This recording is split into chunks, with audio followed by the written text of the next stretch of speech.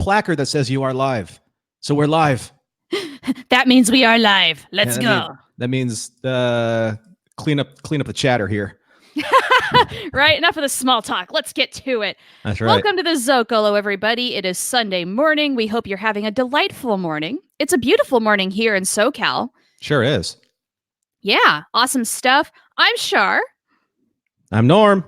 Yeah, and we are here to talk anything and everything Babylon 5, and you are pimping the Zcast merch so hardcore right now. I love it. I think we both are, right? We totally are. We're doing the green and purple thing for starters. This is my yin and yang. This is my yin, and the little purple is my yang. Love it.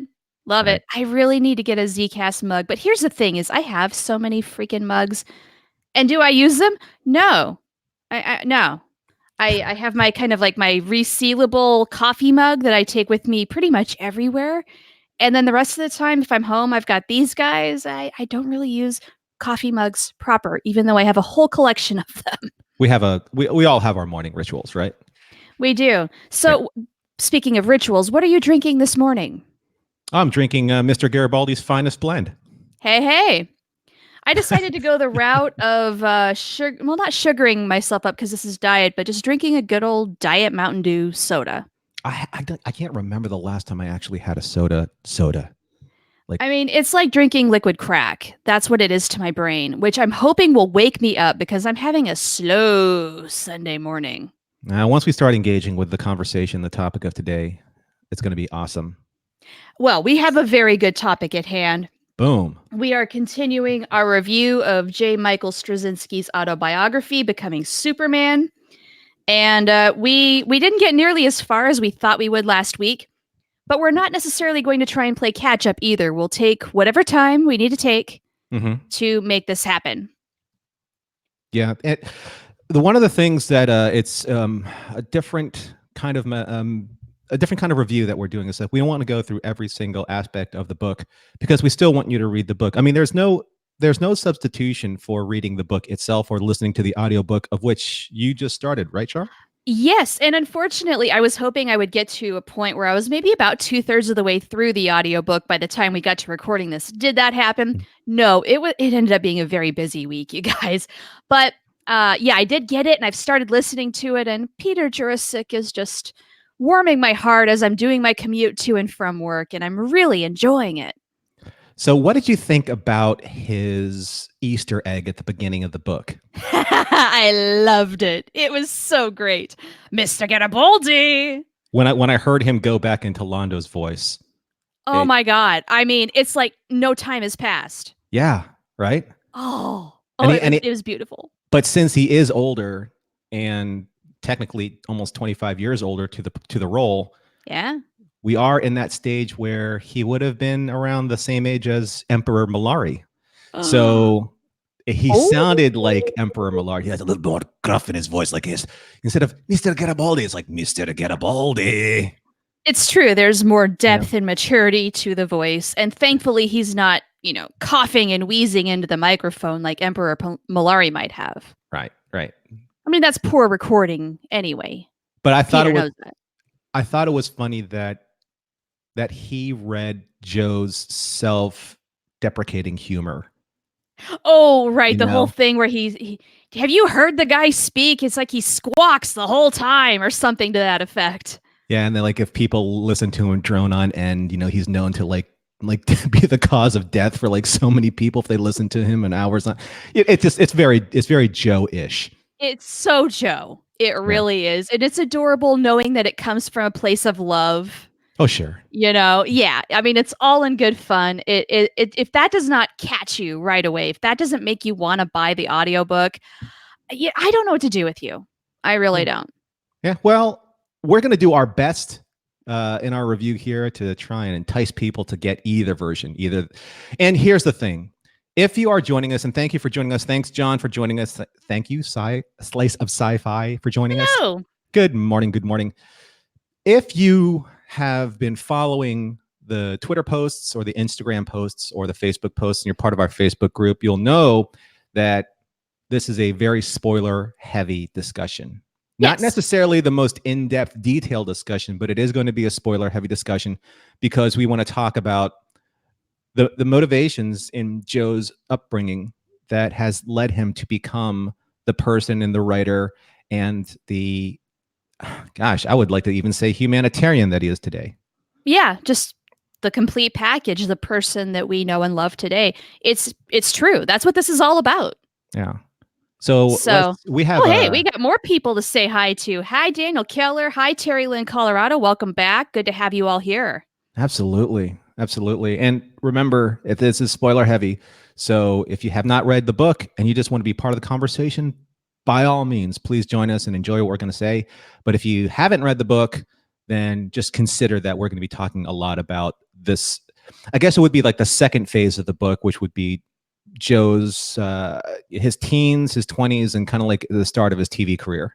Yeah, that's kind of where I was thinking we were going to go today. Yeah. Yeah, that sounds good. Cool. So let's start off with our toast. Val 2. Gotta love Mr. Garrett. Carbonation. I don't know why I love it so much, but I do. Yeah, the Brevari. Now that we record in the morning, Brevari is not as enticing. It's 5 o'clock somewhere. It's true, and it is the weekend. However, I've had plenty of Brevari for the weekend. Okay. All right. So last week, we were talking a lot about Joe's childhood, his family history, and whatnot. One thing we didn't get that I kind of wanted to discuss a little more was about the cycle of abuse, which is so prevalent in Joe's family. So can we get dark really quick? Well, I mean, if we're going to be talking about the book, I mean, we kind of have to. It's sort of a given, right? You can throw a dart and 75-25, you're going to hit something dark. Yeah. Okay. Well, then I will feel no shame about let's get into a really deep, horrific, awful topic, but it must be addressed. I want to talk about why is it so hard to break free from the cycle of abuse? Because we see this happening. We see Joe's mother with a complete inability to get out of it. And we do see Joe breaking free. So, like, one of the really intense parts of the book that I had no idea was coming was when Joe says point blank, I was going to kill my father. He had reached a breaking point. After years and years of abuse, he was like, enough. He was actually going to do it. And had he actually been able to go through with it, maybe we would not know Joe at all, or maybe we would know him to be a murderer for killing his father. It might have made a news article or something, and that would be that. He'd be in jail. Right. There are so many different branches of how Joe's life could have changed in so many ways. And I think that, not for this particular conversation, but maybe for the third and final part, because I think we will be able to wrap it up in probably 3 parts. In the third and final part of this discussion next week, one of the things I wanted to ask everybody is that if you had to ask Joe this question, what do you think his answer would be? And it would be, do you think that every single person in your life was placed in your life for a reason, no matter how hard the consequences may have been? Because everything that you suffered turned you into the person that you are now. Remove one piece of that equation and the rest of the equation changes. Absolutely. So, yeah. Like with his father, with his choice not to go into, to follow the path of nobility, to follow the path of Superman. Yeah. Superman had every single opportunity in the world to dominate this planet, but he didn't. Right. He chose a more honorable, noble path to serve humanity. Yeah, which Joe, that's what he did too. And going back to the abuse factor that his mother suffered, I did remember messaging you early on when I first started reading, where I said this has to be where he drew inspiration from for Ivanova's mother's situation. Right. And at that point, I had not made that connection where he just kind of watched his mother suffer through her life, essentially.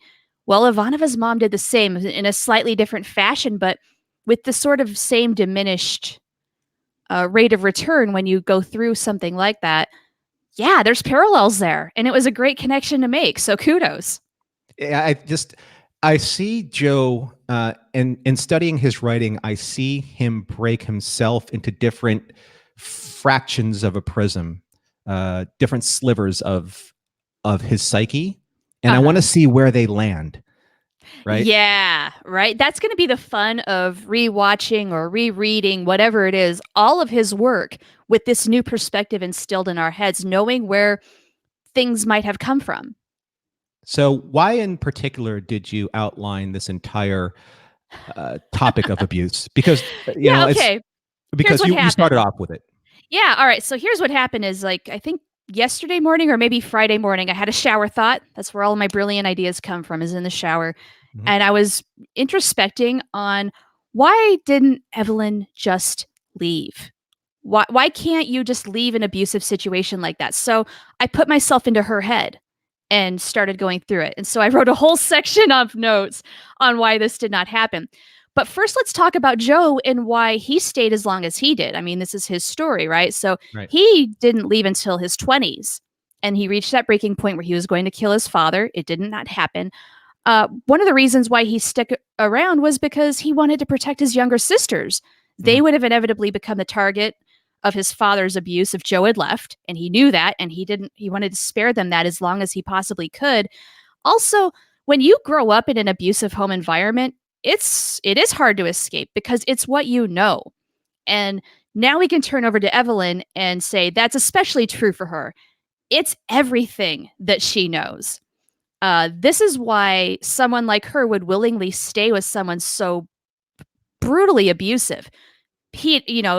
Exploiting you in every way, physical abuse, emotional abuse, sexual abuse on sometimes a daily basis. So before Charles came along, remember that she was a teenager working in a brothel. Her life has been nothing but being subservient to the whims of men her whole life, essentially. Right. That is what she knows. So if you talk about her leaving an abusive marriage, which technically wasn't even a marriage at some points, when her mother says, well, why don't you just come with me and you can get out of here. Well, consider her options in life. She's not trained or educated for any kind of job outside of sex work. So when she says it's better here, the reason why is because the only options she sees aside from being with Charles is to go back to sex work.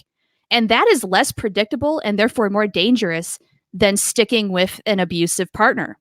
The reason why staying with Charles is better is because no matter how bad the abuse is, she at least knows what she's dealing with.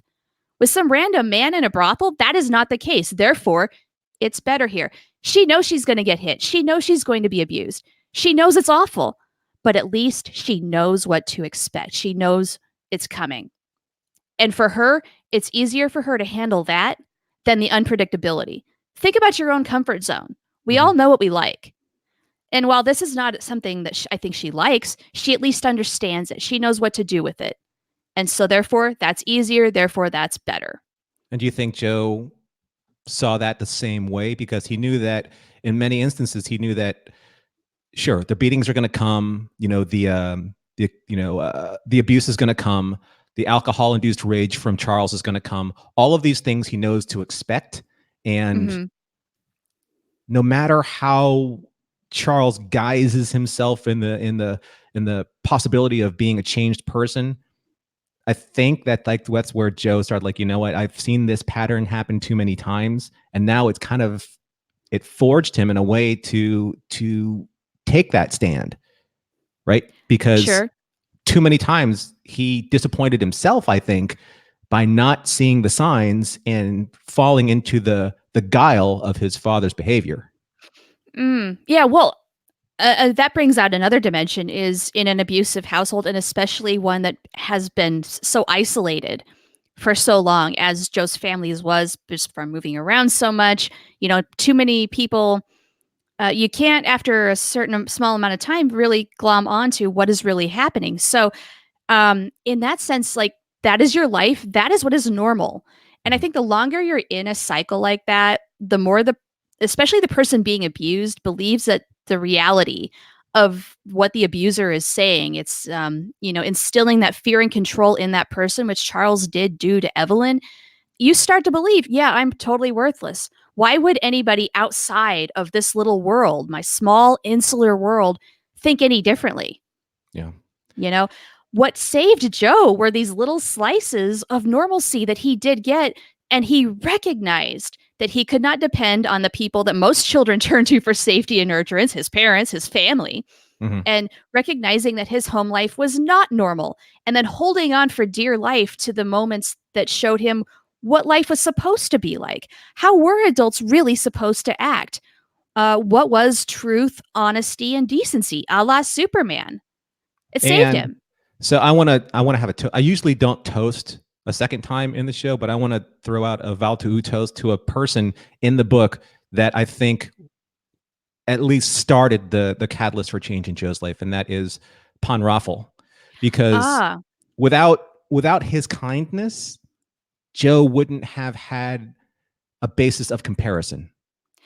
that's true. That was one of his very first examples of what a real adult is supposed to do and how an adult should treat a child. So was it Victor Raffel Rothwalski? Oh Am I gosh. butchering that name? but Maybe but I know he called him Panraffel. Yeah, Yeah. that's So how he's in my head. So Valtu Valtu to him. Panraffel. Mm. But Okay, so I before also we continue, Norm, oh sure, yeah, we've yeah. got all sorts of comments. Can we go I through some of these? know. Yeah, yeah, Let's yeah. do this. Right at the very top, John is hitting you up, saying last time you, Norm, were talking about the Hitler Youth. After the war, many of them didn't know their ABCs or 1, 2, 3s. They were nothing but cannon fodder. That is I true. totally believe that. Yeah. Yeah. Let's see. So let's see. Lots of hellos, a lot of people showing up. Thank you for joining us. We have all our Terrys. We have all our All the Terrys Terrys are here. here. Yeah, John Bowersox has another great comment about abuse. It's the power of fear and control. The victim doesn't know how to break out. Absolutely. Yes. Slice of Sci-Fi says, I'm almost afraid to read this book because everything I've heard has terrifying parallels to my own life. I'm really sorry to hear that. If you can relate so hard to it, means you've been through some things. And yeah, I would exercise caution if that's the case. I don't want you to be triggered if that's going to be a possible outcome for you. But at the same time, and I agree 100% with what you're saying, Char, but at the same time, though, Joe used to say this in conventions all the time. He said, if I can do this, anybody can do this. And everyone took that as kind of like a cliche or, some type of, Uh-huh. like pandering to the audience, which we know now that Joe doesn't pander to his audiences. Yeah. But it really does ring true after reading this book that if Joe can do what he did in life, you can do it or you can Yeah. overcome. Yeah, skipping to the end a little bit. I mean, that's a lot of what he says toward the end is, look, if I can beat the odds, you can beat your odds. Right. So I understand what Summer's saying, slice of sci-fi, but at the same time, though, I almost find this book more inspirational than it is depressing. This is very true. I mean, it is really hard to see and or hear a lot of what Joe went. Whoop, easy on the mic there. What Joe went through. I was booping the mic. I was getting a little too into it. But at the same time, it might also be a little cathartic. Somebody else who went through something that you have also been through, understanding some of the psychology behind that, relating to it, it may be useful, but that's something you're going to have to figure out for yourself. Yeah. It may or may not be that way. There's a very interesting quote that Joe has said from time to time, and this is going all the way back to him standing up to his father. He said that at some point in someone's life, you may have several of them, or you may just have one of them, and he calls it the it moment, the IT moment. Not IT in information technology. It's like the moment. Your life before it and your life after it. That moment. Yeah. There's also kind of a similar phrase where forget everything you heard up to the word but. Right? Yeah. Because it's like, I love you like a brother, but I'm going to give you every single ounce of encouragement in the world, but. Yeah. Everything before the word but doesn't matter. So everything before it is not as consequential to everything after it, because it changes everything. And when he stands up for himself and he stands up for his father, against his father, that is his it moment. Everything changes from that point, because there is when he plants his feet on the ground and he says, you know what? I know how to handle you. and there's no one in my life that's going to be worse than you. So now I can move forward because I know how to confront you, how to stop you, and how to speak your language. And maybe he didn't want to go that way. Superman's not a bully. No, he's not. But how do you stand up to a bully? Got to fight back. You've got to call them on their bluff. There's a scene in Superman 2. I've always wanted to ask Joe this, where Superman in Superman 2, he gave up his powers to be with Lois Lane, and he got his behind beaten by a truck driver in a diner because he wasn't Superman anymore. So when he finally got his powers back, he confronted that same truck driver in the diner as Clark Kent. And he kind of put this truck driver in his place, but he also kind of used his powers to do it. So I was like, that's a little, maybe that's where Superman just learned a little bit more about, you got to be a bully against bullies sometimes. Yeah. As much as that might suck, sometimes you've got to do what you've got to do. That taps into something that is a theme throughout Joe's whole life, is when you've got nothing to lose, you can do anything.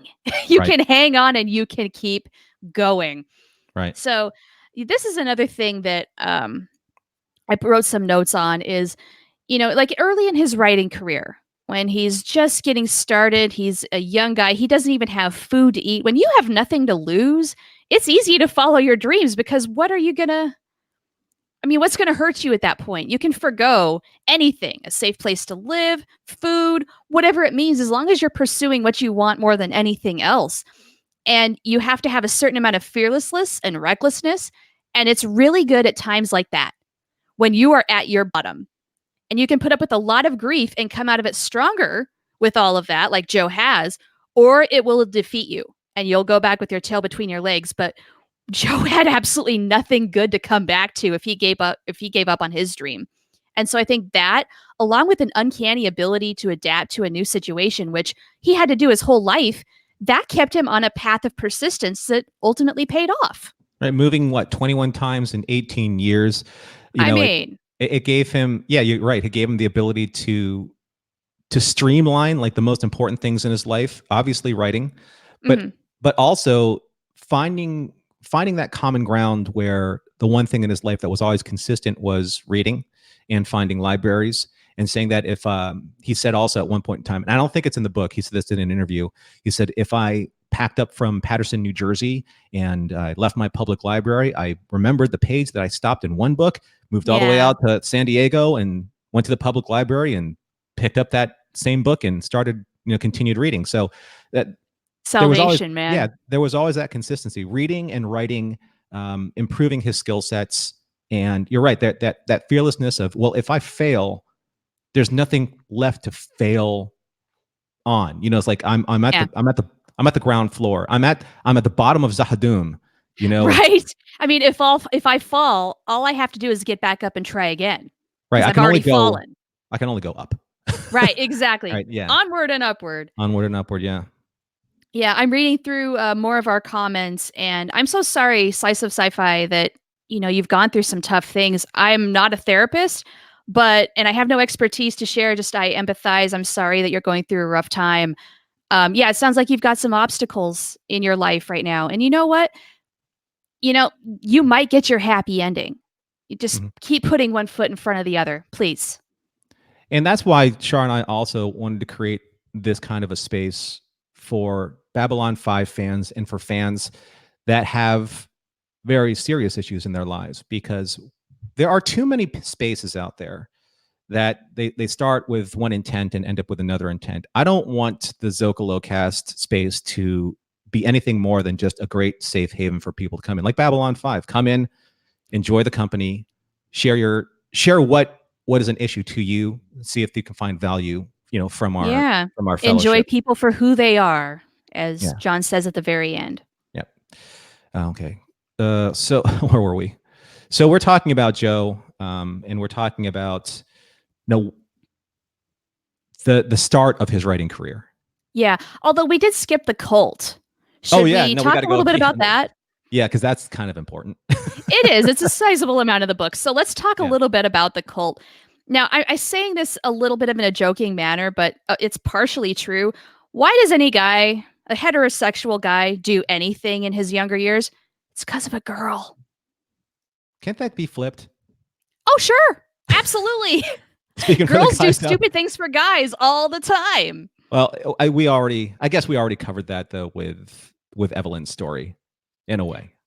Well, kind of. I mean, it's a little different. I mean, you know, the cult started out as a safe haven, an escape almost for Joe. At least some semblance of maybe peace and the closest thing to normalcy that he knew at that point. Well, he definitely had peers, and he definitely had people he could talk to about whatever they talked about in the day at that peer level. Yeah. You know, especially with writing and expanding your mind. Sure, Quote, sure. unquote, expanding your mind. Yeah, and I think, I mean, as much as I'm sure Joe was introspecting on his own religious beliefs and trying to figure out where he stood with all of that, I think really the appeal of the cult wasn't so much that as it was just a community. Oh my gosh, like-minded people who like me and I like them. This was new for him. Right. Like a mutual admiration society. And even in the like slightest degree where people are civil, you know, you have civil discourse, you know. Yeah, you're not beating each other every night. Weird. Until like a disagreement that doesn't end with, you know, getting belted across the face. Right. You know, oh my God. Maybe sitting down to a communal dinner where I don't have to drink like, you know, toxic levels of vodka. Yeah, as much as I love vodka, I mean, that's not at 5 years old. Oh, ouch. So, but it doesn't come without its own costs, I think is what you were trying to get to. Oh, sure. I mean, you're kind of trading one thing for another, and ultimately that's why that life didn't work out. Yeah, you know, it's going kind of like in that same theme of we're talking about the pathways of Joe's decision-making tree without, you know, not murdering his father when he stood up to him, going into this cult, but not turning into a cultist. Yeah. Yeah. I mean, I think, you know, even going in, he kind of knew, look, okay, this is a little weird, but it's better than what I have at the moment. I think if you have to put a silver lining on the way that he was brought up, at least it gave him a very healthy sense of paranoia where it needed to be placed. Yeah. Yeah, that's something that's really, really kind of honed in for me listening to the audio version is just how sharp Joe had to be in his younger years to have a good sense of reading people and situations, knowing what they were and are, and then like being able to handle them, figuring out how to do that. Everybody has their missteps, but I think he had to learn earlier than a lot of us how to do that. You know, the one thing that was always on his side, no matter what happened, was the truth. The truth was always on his side because the truth is something that, even if it was manipulated, if you could prove the truth exists, then he could always fall back on it. I think it's the one thing that he could always rely on, being consistent. And there, in a sense, is one of the three parts of Superman's mantra, truth. Yeah. Where it follows justice. It's done him in good stead, hasn't it? And then eventually justice in the American way. But truth is a driving force, you can tell, very early on for Joe. Very much. And the great thing about the truth is the truth doesn't really care who you are and how much you try to cover it up. Ultimately, the truth prevails. So there's a part in this past when he starts his writing career where he starts writing for magazines. You know, he starts writing for like a local paper.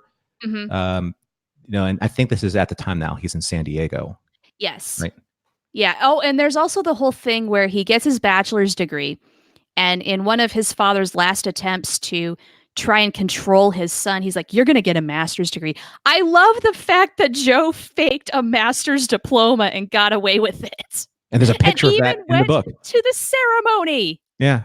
With Charles and Sophia, right? Yes. He said, and this is so funny because it's so like Joe's even Joe when he captions his own photos, because he said, let's see, fake degree, not so fake father and grandmother, right? I love it. It's so Joe. It's so Joe. It really is.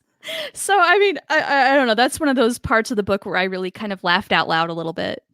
But the interesting thing and it's so funny how Joe turns around like all these situations in his life to suit when he needs these skill sets most. Yeah. Because his father pushed him to all these different degrees, he went to a degree in sociology, and then I think he had another degree in psychology. So Yeah. he had a writing degree, which his father didn't really give him any credence to. But the sociology and psychology, those are the two degrees that actually I think served him better than most. Right? Yeah, I think so. Because as a psychology graduate myself, you learn a lot about why people behave the way that they do. You learn a little bit about how the brain works. A lot of people go into psychology to either try and fix themselves or to try and help others. Mhm. And I think for Joe, it might have been a little bit of both, to just try and maybe keep himself at an even keel, but also to understand just how freaking crazy the world that he lived in was. By the way, all this time from that we've been talking about, we're talking about his childhood to now, Joe has never seen a dentist nor an Yeah. optometrist. Oh my gosh. Yeah. The whole thing with the glasses broke my heart. Because Right? I remember when my eyesight started to go around ninth grade and it was getting really hard to see what was on that overhead projector. I mean, all I had to say to my mom was, Mom, I think I need to go see an eye doctor.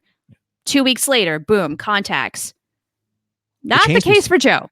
It changed, but that whole thing changed his world. So Joe's focus right now, like in his late teens, early 20s, 18, 19, 20, 21, somewhere around there, his focus His is school on years. writing, making sure that his typewriter worked, and and forging the connections that he needed to forge, in terms of getting his writing out there. Now, the one thing that did happen around this time, because I want to circle back to this later on, is that he had a friend at the clerk courthouse or the county courthouse in San Diego that they were throwing away manuscripts, old case study files that went cold. Yeah. And one of the case studies that he was told to read and to try and see if there was any interest to him for his stories was a story about a woman named Christine Collins, who in the 1920s, her son was abducted and the Los Angeles Police Department replaced her son with a completely strange stranger kid. Yeah. And that back in the 1920s when you could potentially get away with something like that. Because of the abuse of the LAPD at that time. But anyway, we're going to get back to it in part 3, but that became a pretty big thing for Joe. Absolutely. But at this time, he didn't know where to put that information. He just has it in the back of his head, like he has a lot of stories It's just in the back kind of his of head. there, like, oh, this is something I need to figure out. And I knew about this case way before I knew about Changeling, which, spoiler alert, that's what it ultimately results in. Had no idea that a movie had been made about it. And I think I mentioned last week, I've not seen Changeling. I still intend on doing that. I can't wait to watch it, honestly, knowing that Joe has a big part of it now. Mm-hmm. Yeah. When I was in San Diego Comic-Con around 2006-ish, I think, I remember seeing Joe there, and he said that, he goes, I have some big news, but I can't really say anything about it right now. And that was like all he said about that. That's like the worst thing to say. Right? Especially at San Diego Comic-Con, where you're expecting people to drop big bombshell news. Yeah, and then the subsequent year, he kind of let out all the details and stuff. But that's for a later story. Let's go back to San Diego. So okay, so we're starting now. Now Joe's starting to kind of stretch out and start selling his stories to a lot of different small publications. He's finally getting some checks, small checks, but they're checks. Right. And work's going up and down. And again, not to belabor all the details in the book because you want to read the book. Yes. There was a point in time where it's not going well for him, and he makes a very important phone call that changes his trajectory once again. I love this so much. Right, and that phone call is to Harlan Ellison, who he's admired as a writer because Joe grew up on a diet of Isaac Asimov and Harlan Ellison and H.P. Lovecraft and kind of all the great science fiction writers of that era or before. But in one of Harlan Ellison's works, he wrote down his phone number, and Joe's like he said, I got nothing to lose. Right. So why not? So why not call him? And that phone call kind of changed his life because basically, I mean, you couldn't be more blunt than Harlan Ellison. He's like, no, right? Because he said, hi, I'm Joe Straczynski. I was wondering if you could help me with my writing. It was a cold call to Harlan Ellison. I mean, yeah, first and foremost, whoa. Right? Exactly. It takes some cojones to do that, and good for you, Joe. But it gets even better. Keep going. But then he said, I'm having problems with my writing. I was wondering if you could help me. And then Joe said, that is absolutely the worst question to ask another writer, because the writer doesn't have any context of what you're talking about. So Harlan Ellison says, are you writing shit? And Joe didn't know. And he just goes, you know what? He goes, you want to make your writing sell? Don't write shit. Bam. End of call. End of call. I mean, sound advice. Yeah.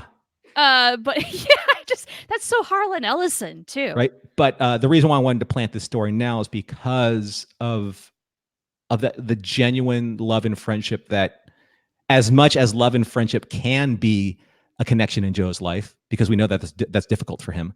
Absolutely. There is that, I think there's kind of like that second stage of Pon Raffle in his life. Yeah. I mean, I think making a real actual connection, albeit over the phone, nevertheless, with somebody that he had admired up to this point. Yeah, huge turning point for him. Right. Yeah, I mean, it's not like he could call Isaac Asimov or H.P. Lovecraft at the time. No, but he called the one person. Well, I mean, it's Harlan's own fault. He put his number out there in the public. So I wonder if Harlan didn't actually expect anybody to call.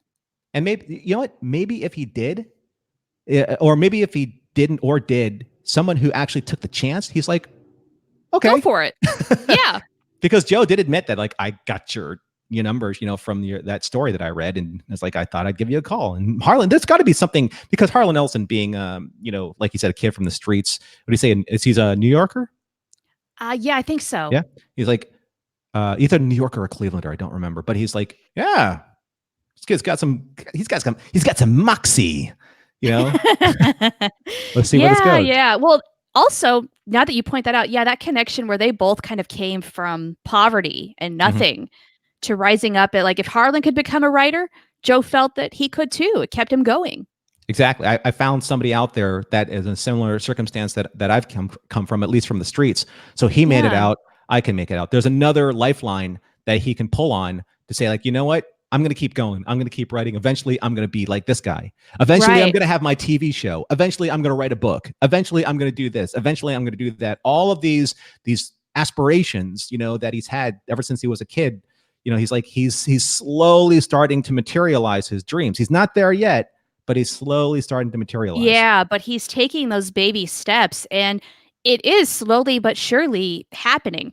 One thing that I love about the whole Harlan Ellison connection is he's not just a mentor, but it blossomed into a friendship that up until Ellison's death, was a really important thing in Joe's life. And I want to talk about that explicitly in the next episode, because pardon my language, but I bawled my eyes out when I read his goodbye to Harlan. It crushed me. It just crushed me. But going back to some of Joe, let's go back to Joe's earlier work. I got props. Bring the props. So, because the internet is amazing, thank you, John. He says Harlan Ellison, Cleveland, Ohio. I knew it was either one of the two big cities. Yeah. Harlan just sort of has the mentality of a New Yorker, though. I think that's where that's coming from. Well, back in the day, Cleveland was considered kind of like a mini New York. At one point in time. And it's also interesting to point out, and I remember now that you said that, John, it triggered something that I wanted to say. Two of Joe's huge inspirations were birthed in Cleveland, Ohio. One of which was Harlan Ellison. The other of which is Jerry Siegel and Joe Shuster, who created Superman in Cleveland, Ohio. Bam. Just saying. So, because the internet is amazing, and because people just want to get rid of stuff out of the garage, I picked up something that was one of Joe's earlier works that I'm not sure if he says he's proud of or not proud of, or it paid the rent. And it is Demon Knight. Now, have you read this? No, it just came in the mail. Oh, okay. Okay. I've not read it either, for the record. So if anybody watching has read it, let us know what you thought. But check this out. I wanted to show a picture of then. That is Joe. My God. Look at that baby. Right. So I love it. It's a not as skinny as the picture that he has of himself in this age in Becoming Superman, but Close. yeah, I think he's still wearing that same original pair of glasses. Yeah, he's just a burgeoning writer right now. He's that like the literal starving artist type. And here are the credentials at this time. J. Michael Straczynski has published over 500 articles and stories in such places as Twilight Zone magazine, Amazing Stories magazine, and the anthology Shadows 6. He lives in Los Angeles. The copyright date on this book, because I do believe this is original publication, and this was a fairly expensive book probably for the time. It was $18.95. And this was the 80s. This was copyright 1988. So that's a sizable amount of money for a hardcover in the 80s. Sure. Oh, absolutely, yeah. And the inscription is for Catherine Drennan. For completeless. Empty-handed I go, and yet the spade is in my hands. I walk on foot, and yet I am riding on horseback. When I pass over the bridge, lo, the water flows not, but the bridge is flowing. Zen proverb. So interesting, huh? I like. So you can find this on eBay for pretty much the same price, if not cheaper. It has not appreciated over time. Darn. And there is a paperback version as well, but me being I don't know, kind of like a Joe collector completist, I wanted to get the hardcover version.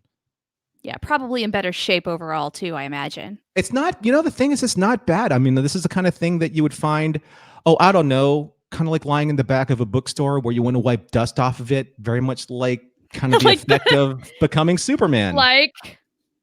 Exactly. Yeah. And I think that's why I wanted to bring this up, because you can see kind of like the wear and tear of years, and I think that's where Joe was trying to go with Becoming Superman. Yeah. 60 years from now, it's going to look the same. Right? Yes. That John Bowersox has a great comment about the photo that you just showed up, that mustache. Epic. I cannot agree more. Oh, totally. But we're such an 80s stash, man. We're jumping way ahead in the 80s, because like when Joe took off his writing career, like I said, he wrote for the Twilight Zone magazine, he wrote for Amazing Stories, he wrote for a bunch of different publications. Yeah. And then he got his first shot at writing for TV. Well, we're also skipping the short-lived journalism career he had. He was a reporter for a little while. That kind of gave him like a steady stream of income, I think, for the first time. Right. But then I think that helped him realize, it kind of helped him hone his writing focus from, okay, I don't really even necessarily want to be a journalist. I'm going to go off and I'm going to be a screenwriter. But there's also there are people that kind of like moved in and out of his life when he was trying to establish himself as a writer. And one of the things that he had difficulties with is trying to cultivate these relationships with people on a personal level. He knew that something was wrong. He wasn't exactly sure what, but he knew that when he was invited to gatherings, like dinners or parties or get-togethers or even like working circles, he had a very hard time stepping into the social dynamic that most people were comfortable with. And he wanted to, he wanted to make that a big part of people's understanding of why he always kind of retreated back into his writing and his stories, why they were so important. Yeah. So a lot of things going on there that he later learned through therapy, working through it. There were a few things kind of, working against him in that sense, where, for one, with the upbringing he had, there's no social niceties you're absorbing from that, but also a little bit of Asperger's, post-traumatic stress. Yes. All those things working against you. No wonder you would retreat. Did you ever see that movie? What was it called? It was something about Marwin. There was a story with Steve Carell, and he suffered a beating at the hands of a bunch of strangers, and the only way that he could heal is through a fictionalized version of his own universe with dolls. No, I never saw that. I find it interesting that when I saw that preview and knowing what I knew of Joe, especially when a similar event happened to him in San Diego, that the therapy, the process, being able to create characters that almost in a way kind of inhabit your pain, and you can exercise that catharsis through those characters. I think it's something that genuinely has affected Joe's writing over time, and Oh yeah. it's only gotten, I think, more explicit as as his stories progressed. From some of these smaller stories to eventually what would become Midnight Nation, and then Babylon 5. There are a lot of there's just a lot of catharsis in his writing, and again, it goes back to that question of, if he didn't suffer all of these tragedies in his life, where would he be right now as a writer? Right. I mean, I really do feel as a writer, you have to have gone through something to give you some sort of strength of will, for one, but also you have to be able to tap into really deep emotional things in order to put them on the page and make them, grab the reader, the viewer, whatever it is. Mhm. So it's like, if Joe had had a nice sheltered life where he had a happy home life with his mom and his dad growing up, let's just say in San Diego, and then he went off to SDSU and got his creative writing diploma and then went out into the world with zero life experience, we probably would not know who he is. Yeah. What would he be able to share from a life with probably little to no pain? You have what are you tapping into at that point? What can you possibly write about? Yes, and that's where, unfortunately, I think, like, some of the greatest writers have had to,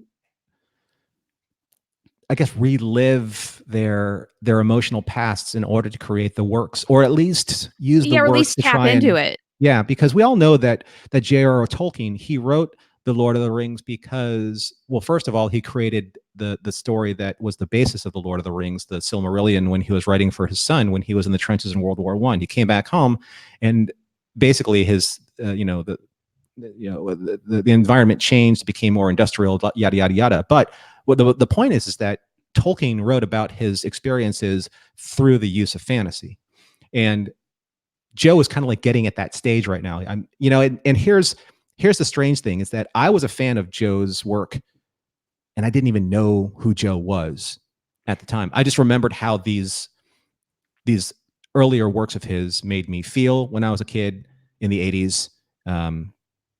Because we need to talk about his TV career a little bit. Eventually we'll get there. Promise, promise. Yeah. Yeah, but I think the reason why it is so powerful is because he's tapping into some of that emotional depth that he's had to live through, experience, process, and is therefore relating it to something on a page.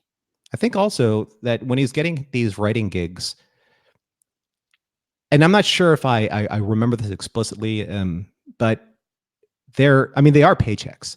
They are ways to sustain, your lifestyle. Like, he was trying to write, but he needed a job to pay for the bills, right? You need to eat. Got to pay rent. You got to pay rent. You got to pay for your typewriter's repair. You got to make sure that you got ink. You got all the things that a writer needs to sustain themselves. So when you take a job, it's like, it's a job, and it's a paying job, and it may be good because the quality that you're putting out, but you have to have something underneath it so that you're sustaining your creative drive. And I think that's as he's pumping out these stories, but eventually these roads intersect in the Venn diagram. You have the integrity of your work, the work for survival. They kind of intersect into career, right? Yeah. Yeah. I think that's a great way to break it down for Joe at this particular point in his life. I mean, it's not like he's set. He's always in danger of not being able to pay the rent. He doesn't necessarily know where his next meal is coming from. But is he getting by on the skin of his teeth at this point? The answer is yes. And everything that he's suffered up until this point, he said at the very beginning of the book, like, everything that happened to me, it's, you would think that he would say, dot, dot, dot. You would think he would say that, it made me the man that I am today. And he's like, no, everything that I've suffered today trained me to have a profession in writing or TV. Yeah. I mean, and he's Right? got to be correct about that. I'm not a Hollywood writer myself, but I did have aspirations to be that. I'll talk about that maybe in the next episode, but the Hollywood scene could not be any crazier than what he'd already dealt with at this point. And so I totally believe that he was set up for success to be able to handle these crazy whims that happen in such chaotic situations as a studio, where Up is down, left is right. You don't know what's happening until the very end when you maybe get a green light. And even then, I mean, it's a very chaotic world. It's very cutthroat. And Joe had been tempered at this point to be able to handle anything. You know, the funny thing is that we didn't mention some of the funnier aspects of like his college writing days, you know, where he broke into I think it was like the records room or wherever you needed to enter your information to be part of like the class curriculum with different professors. And one of the professors pulled him aside and he said, "Did you actually forge your entry into my class?" And he goes, Oh, "Yeah." right. Yeah, this is good. Right. And he says, "Well, I can't have you in class, but I like your writing, so I'll make you like a teaching assistant." I'm like, Right, right. that's crazy. Yeah, again, Joe maybe technically doing the wrong thing for the right reasons, and that Yeah. being recognized by the right people. And I think he tried to enter himself in every like advanced writing class that like San Diego University was offering. Then he kind of got flagged for that. And that, Yeah, you something know, like that. And then also, didn't he have a run-in with Neil Gaiman, or was that somebody else at that point? at that time he had a run in with Rod Serling. That's who it was. Thank you. Yeah. And he was at a writing class. And then, you know, he asked about, you know, he wanted to get some feedback from Rod Serling, and Rod Serling write his stuff. And I think that that's how he got the kind of like a little bit of the entry to writing for the Twilight Zone, because Rod Serling Yeah. was trying to make a revival of the Twilight Zone, a lot of the Twilight Zone magazine, I believe. I could be a little foggy about those details, but yeah, he said, "I'm being reviewed by Rod Serling, the Twilight Zone Rod Serling, like, you know, the guy that inspired me to do this kind of work," right? So all Yeah. these things are starting to kind of trigger right now for him. Yeah, I mean, a lot of the stuff that we're talking about right now is going to circle back and pay off later on. He's building those bridges to set him up for success. And you know, when you're at that kind of this particular kind of point in your life, you have no idea what's going to work out and what doesn't. Right. Because maybe none of it will. Maybe all of it will. You just have to spin as many plates as you possibly can, keep doing your good work, and then hoping for the best because you just have no idea what is going to shape out in life. But I think the bottom line for all of this, for everything that he's done, the bottom line is that he believed that he had stories to tell. Yeah, and That was his truth. Right. yeah, and 100%. Also, he was a very dependable writer. I mean, he could write 20 pages and nothing flat. Exactly. And that helped a lot of his career, because if there's one thing that you needed in this business, you know, and it's the same for the comic book business that he got into, is like, you need to be dependable, you need to be on time, and then you need to be under budget. I think he said Yeah. that pretty much, like that's Oh how. my God. Hello. Are we talking about Babylon 5 yet? Exactly.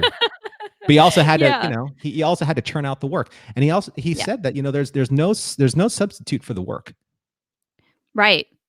Right. You I know, mean, you have to make it. You've got to be able to crank out copy when you're a writer. And mhm, then on top of that, you have to crank out good copy. It right, can't just be a bunch of crap. right. And Yeah. you Like gotta Harlan Ellison said, stop writing shit. and Go. this entire time though, this entire time that he's been honing his skill, you know, he's still suffering kind of like the the slings and arrows of his family, because, you know, his Yes. father is still, you know, at him from time to time. But Yeah. now he's Trying conversing to more bait with him. his Aunt Teresa, Uh huh. you know, and she's kind of like letting him know like what's going on with his mom and his sisters and stuff like that. So he's not completely 100% like cut off from the family because of Aunt Teresa, but you know, there's a whole entire last part of kind of like the chapter of his family's life that we're going to get into the next episode, and that has to do with one word, and that word is Vishnevo. Yeah. Yeah. This is a kind of a lingering thing that we get reminded of throughout the book. Something that we're going to learn a whole lot about toward the end. So I guess we save that for next episode. What else in what remaining time we have should we talk about with his early career? Because I think maybe starting with animation, we'll take that and to the end of the book next week. You know, one thing I did want to talk about, because it was such a profound moment, and I'm trying to figure out like what it led to the publication of a later work. But I think that in Babylon 5, and I've talked to you about this before. In Babylon 5, most of the major characters had a pivotal moment where they couldn't fall any farther.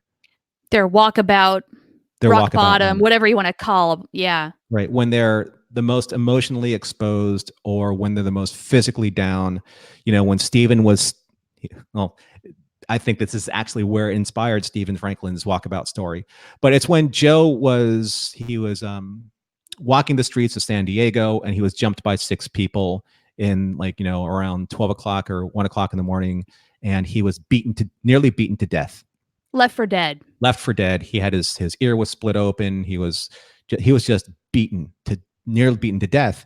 And when he was recovering, the first thing he wanted and asked for was pen and paper because he wanted to write down something. He didn't want to forget. Yeah, he had to get the emotion of that moment out, documented. And eventually that story became the catalyst for my favorite Joe Straczynski comic book of all time, even more than Thor or Spider-Man or any of his works, even more than the Superman stuff, was Midnight Nation. Midnight Nation is an amazing story. But the origins of that story, it stemmed from probably like the most extreme act of violence that was ever perpetrated upon him, even probably more so than his father, because his father never sent him to the hospital. He was just 6 random people or on some type of like gang spree or some type of random act of violence. But it was a random act of violence that drove him to he could have just given up. He's like, you know what, man, if my dad's he's whipping on me, then just random strangers are whipping on me. He's like, what do I have, a kick me sign in the back of my jacket or whatever? Right. Yeah. Wouldn't you feel that way at least a little bit? Like, what is it? What is it with me? Why are you picking on me? But he planted his feet on the ground and he went forward with it. Like he didn't collapse. Yeah. He didn't shrink. He decided to grow from that. Right. He didn't retreat. He kept marching forward. And that is such a good lesson for all of us. I mean, I'm definitely going to take that to heart in my own life. I'm just putting that out there. And just because I was moved to no end, and I'm sure you were too, Joe responded to our tweets on Twitter. And he said that he enjoyed the podcast, this being a podcast in a sense. Joe watched the show, you guys. I mean, my mind is still blown by that. He watched it and if he hated it, he didn't say so. So I'm flattered. I'm glad that he's experiencing kind of like that same kind of fan passion that maybe he thought wouldn't exist at this time with Babylon 5 fans. Maybe. But can we harken back to an older comment? Sure. Slice of Sci-Fi says Babylon 5 is always a safe space. And you know what? Maybe that's why 25 plus years later, we're still here. We're keeping the flame alive. Babylon 5, to those of us who love and adore this show as deeply as we do, it matters. And so it's never going to go away entirely. I think it matters because it was probably, I don't think it may be his most famous work. It is for us, but I know that for us it is. Well, it's maybe like the most examined, most watched, deepest work for, I think, us. But I think that it's the work that it either started or manifested his greatest level of catharsis as a writer. Yeah. Speaking of which, like one moment, not only did that beating in San Diego get tapped into for Midnight Nation, but I'm also thinking about when Garibaldi sets up Sheridan. Yeah. In the end of season 4. Well, he was, like I said, like Joe was left kind of like bleeding to death, like in an alleyway or in a square in San Diego. That was Franklin in Walkabout. Not Walkabout, but on his walkabout, I should say. Yeah, that too. Yeah, like I'm thinking, Franklin's out on a stretcher and they're just like, oh my God, what happened? I have a feeling that's what the paramedics thought and were wondering when they encountered Joe. Yeah. And Franklin was, he was saying like, I want to do it all again. I got more to do. And Joe, like, when he was in there in that bed, when he was getting taken away, he's like, I can't go out. I can't go out this way. I have too many stories to tell. Yeah. I'm going to keep going. I'm going to do more. I'm going to do it again and again and again. So that's, with Delenn, being, suffering at the hands of Sebastian the Inquisitor, with Sheridan, falling so far he couldn't fall any further at the bottom of Zahadum, where he met Lorien. Even like Ivanova's, when she lost Marcus, it couldn't have gotten any darker for her. When when Garibaldi was, his darkest point was when when Bester like just completely like just in the like, took tram, everything out of him. Yeah, right. Freak out. Yeah, Every one of those characters suffered a similar experience of the death of hope, the death of personality, the death of possibility, the death of optimism. Yeah.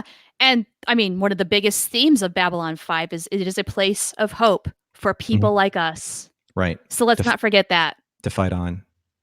I want to end on one really super positive, but not a Joe written moment. Okay. But it does, in my estimation, it does kind of reflect everything that Joe was going through. And I tweeted this to him, and I said that there's a quote from Rocky Balboa. In the movie Rocky Balboa. Yeah. And he was talking to his son, and he looks at his son and he holds his son. He says, I used to be able to fit you in the palm of my hand, and I used to tell your mother that this kid's going to be the greatest kid in the world. And he said, and you were, you were beautiful, and you were smart, and you went out there, and you knew what you want, and then all of a sudden something changed in you. And he says, well, let me tell you something. And this is where the quote really takes off, and this is very much like what Joe is going through. He goes, the world ain't all sunshine and rainbows, and if you let it, he goes, nothing is going to hit you as hard as you're going to get hit by life. And it will beat you to your knees until it keeps you there permanently, right? But it's not about how hard you hit back. It's how hard you can get hit and keep moving forward. He says, it's how much you can take and keep moving forward. And he goes, that's how winning is done. That's how winning is done. Now, if you know what you're worth, go get what you're worth. But don't blame this or that or anything because you can't make it in life. It's up to you. Yeah. I mean, growing up in a family where everybody felt victimized by their circumstances, Joe did the opposite. And he didn't blame anything that happened to him in life on, oh, well, this happened to me. I'm it's not my fault. It's just like, I'm going to keep going. One foot in front of the other. It's fighting for truth, it's fighting for justice, and eventually the American way. But this idealized version we have of America anyway. But truth and justice are always good. Yes, they are. Yes, they are. It's good stuff. Well, that's a great thing to end on, Norm. And I want to thank everybody who tuned in this week. Thank you for all of your comments. Good stuff. We've talked about so much in this last hour. Oh my gosh. I know, right? Let's see. But that's what this book does, man. Yeah. I just want to read and thank everybody for the last few of these comments. Do it. So Slice of Sci-Fi says, huge fan of Rising Stars, but Midnight Nation is also really good. The Rising Stars compendium is large and amazing. Firefly Will Never Die. I would have liked to have seen Joe write a couple of episodes of Firefly. That would have been good. Terry Lynn, Colorado says, B5 is the most complex, enlightening, philosophical opera, even the famous Italian ones. I like that. I mean, it's true. Space opera at its finest. Daniel Keller, what's up, buddy? He says, I haven't read Midnight Nation. I'll check it out, Norm, and let you know. I think you'll really enjoy that. Let's see. Terry Lynn says, hey, thanks, Norm. I was looking for a recommendation for Midnight Nation. Terry, if you get Midnight Nation and you dislike it for any reason, I will buy it from you. Here's the thing. If anyone buys any of the recommendations that Char and I will make, or mostly me when it comes to comics, if you don't like it, I will buy it from you. You'll find a good home for it. Right. I stand by Joe's work that much. And if you're obviously a fan of Babylon 5 and you're here, Babylon. What did I turn like Midwestern all of a sudden? What did I turn like Chicago? I don't know. Is that Wisconsin? Wisconsin? Babylon. If you're a fan of Babylon 5, then I don't know what's happening. I don't know. It's sort of like a weird cross between Wisconsin and Chicago Gangster. 1920s Gangster. I've been watching too much of that movie, Changeling. Anyhow, something wacky's going on, and I think we should give me the hook. Okay. Is it time to close this thing up? I think so. So all right. Everyone, if you like the show, make sure that you please like, share, and subscribe down there in the comments. Make sure that, like Char says, support the Zocalo cast by buying our sweet merch. That's right. We, what is it? TeePublic? Yes, all the links are in the, yes, it's TeePublic. All the links are in the show notes below. And we will be back next Sunday talking about the next phase of this saga that is becoming Superman. Yes, we will actually talk about Joe's writing career proper. And we might even talk a little Babylon 5. Oh my goodness. Oh my God. It could happen. That's kind of like why we're here, right? In a way. Allegedly, yeah. So far, so good. We've been taking our time, but you know what? This book has so much in it that I feel no shame about that. And so I hope you guys have been enjoying it. I've been enjoying it. Norm, I hope you've been enjoying it. I have. I have. Absolutely. I'm always happy to talk Joe. I'm always happy to talk Babylon 5. All right, folks. So thank you for joining us. And until next Sunday, be seeing you.